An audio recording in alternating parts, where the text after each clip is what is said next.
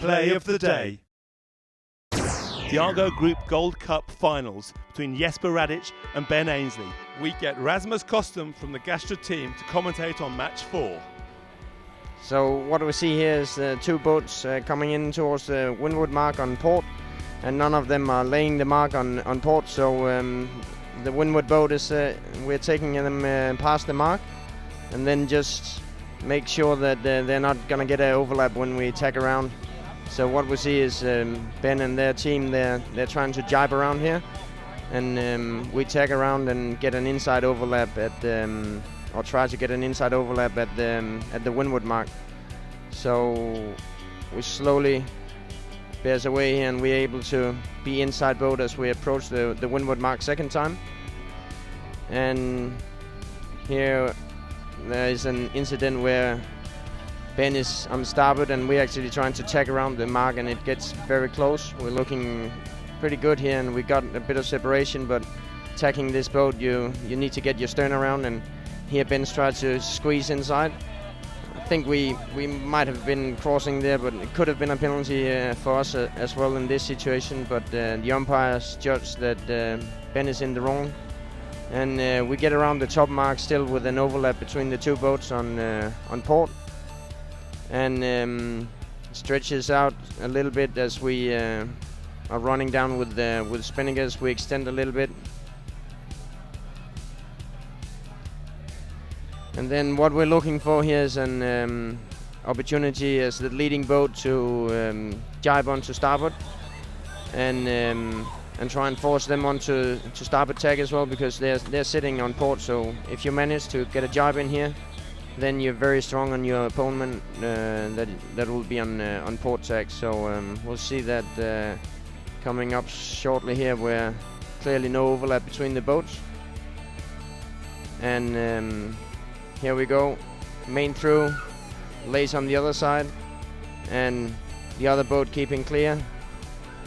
Not coming up late. The leeward boat is not luffing that hard in the beginning here, so really being patient, and here's the luff. There's a big overlap between the boats, and yeah, to me it's a clear penalty on Ben and his team as being the windward boat and not keeping clear.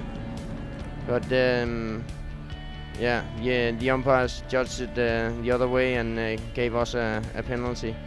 So we would have been looking pretty good here with a green flag, or at least two penalties on Ben. Okay, so the boats are still close coming down the run, and it's marginal overlap between the boats, and Ben and their team broke the overlap, so that's why we tried to do a flip-flop here, and yeah, it might be a bit close here, still keeping clear between the two boats, both boats on starboard again.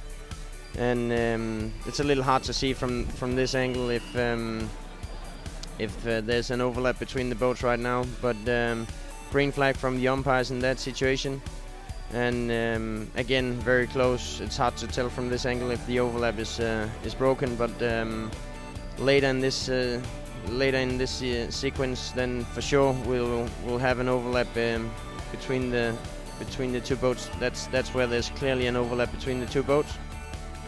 Later in this sequence, we see Ben and their team jibing onto port, and there's a fake jibe for us there for Radich team, and that's now where you see there's a boat on port and a boat on starboard. So Ben's team is a port boat here, and we're still on starboard, and that's where we get a second penalty, and again Ben's team jibing onto the port before we jibed away from starboard, so a little hard to see how that could be a penalty for us, and we're keeping clear here in the hard luff from Ben, and actually have a collision between the boats. But yeah, after the second penalty, it's game over, and Ben and their team win the third race in the final, and that was it.